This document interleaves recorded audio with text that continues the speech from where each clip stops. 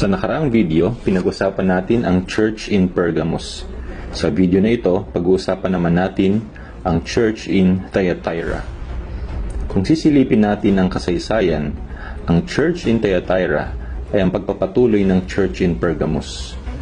Sa nakaraang video, nakita natin kung gaano kalubha ang kondisyon ng Church in Pergamos. At ngayon, makikita natin na ang Church in Thyatira ay mas malubha pa sa Church in Pergamos. Ano nga ba ang meaning ng salitang Thyatira? In Greek, the word Thyatira means sacrifice of perfume or unceasing sacrifice. Bilang isang tanda, ang Church in Thyatira ay naglalarawan sa Roman Catholic Church na lubusang nabuo bilang ang church na tumalikod sa katotohanan in the latter part of the 6th century. This church is full of sacrifices as demonstrated in her continual masses. Ito ang kahulugan ng Thyatira. Sa liham para sa Church in Thyatira, binanggit ng Panginoon si Jezebel. Sino nga ba si Jezebel?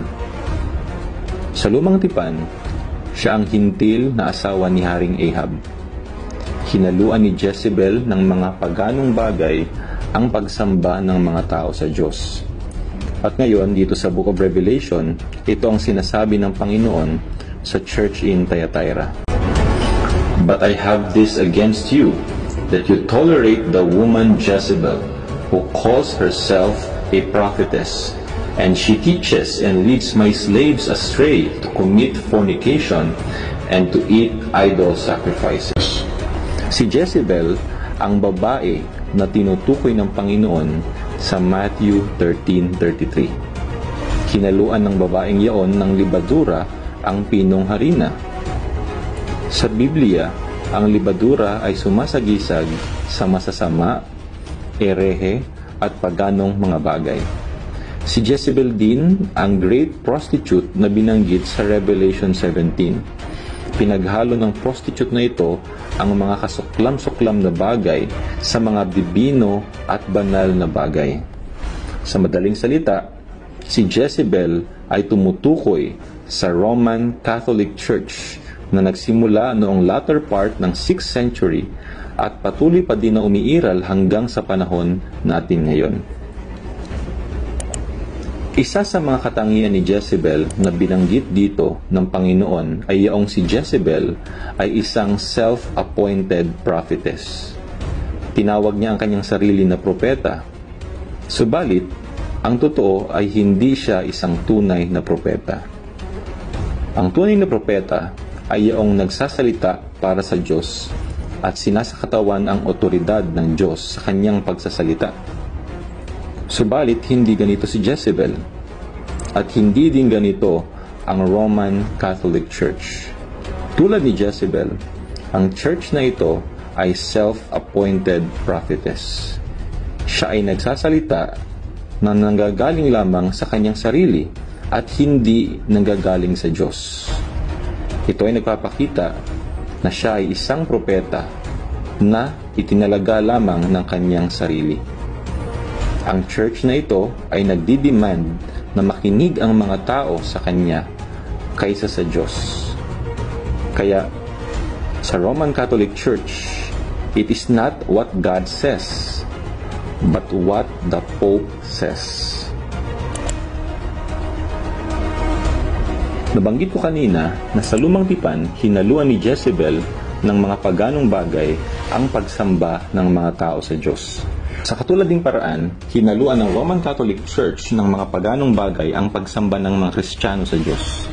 Ang pagsambang ito ay isang mixture. Ang pagsambang ito ay impure.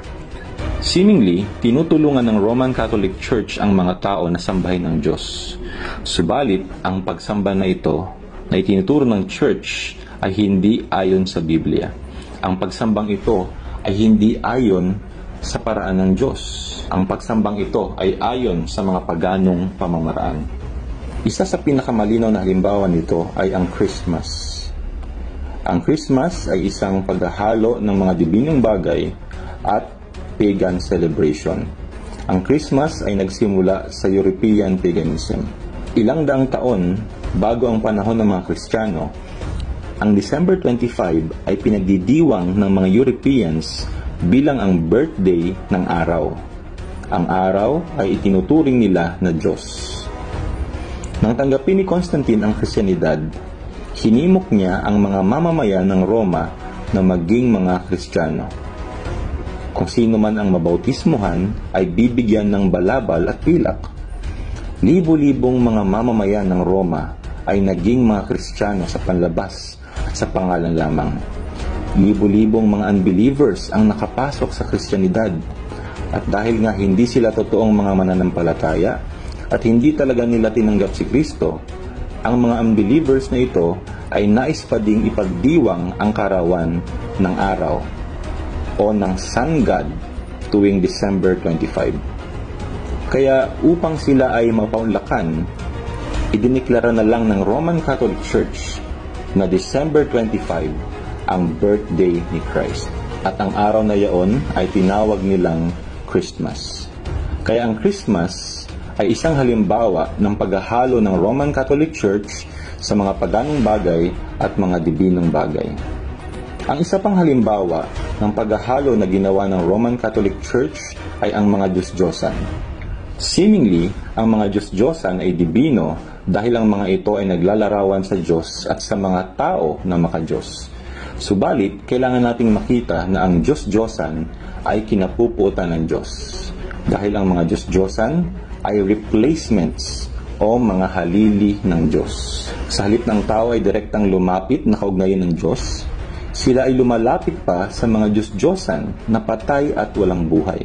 Ito ang sinasabi ng Psalm 115, 4-7 patungkol sa mga Diyos-Diyosan. Verse 4, ginawa sa ginto't pilak ang kanilang mga Diyos.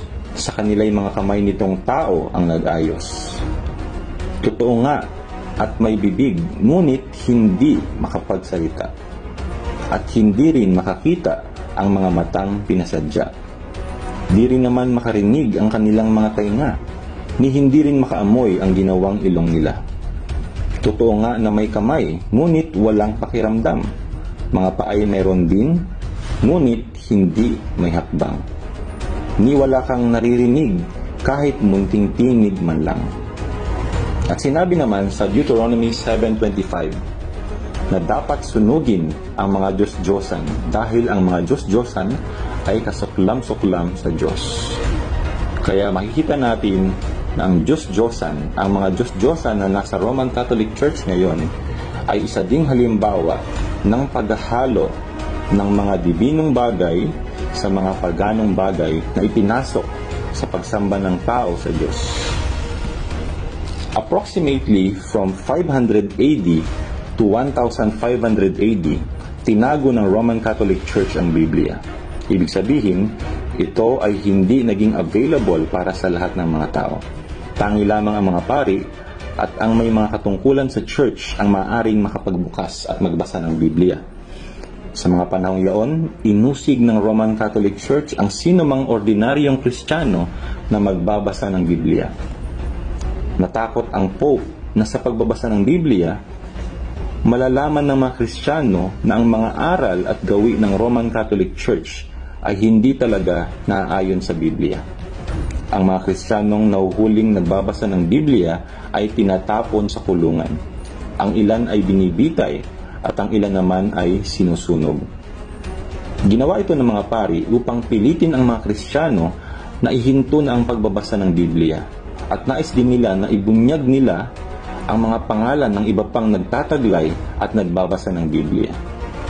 Marami sa kanila ang pinahirapan at pinatay. Ang ilan ay nilagari hanggang sa mahati ang kanilang katawan. At ang iba naman ay tinakpan ng wax at sinunog na parang mga kandila. Kaya sa loob ng halos 1,000 taon na pang-uusig ng Roman Catholic Church sa mga nagbabasa ng Biblia, na itago ang liwanag ng salita ng Diyos mula sa mga tao. Ang mundo ay naging napakadilim dahil ang salita ng Diyos ay tinago ng Roman Catholic Church. Ito ang dahilan bakit ang halos 1,000 taon na yaon ay tinawag na Dark Ages.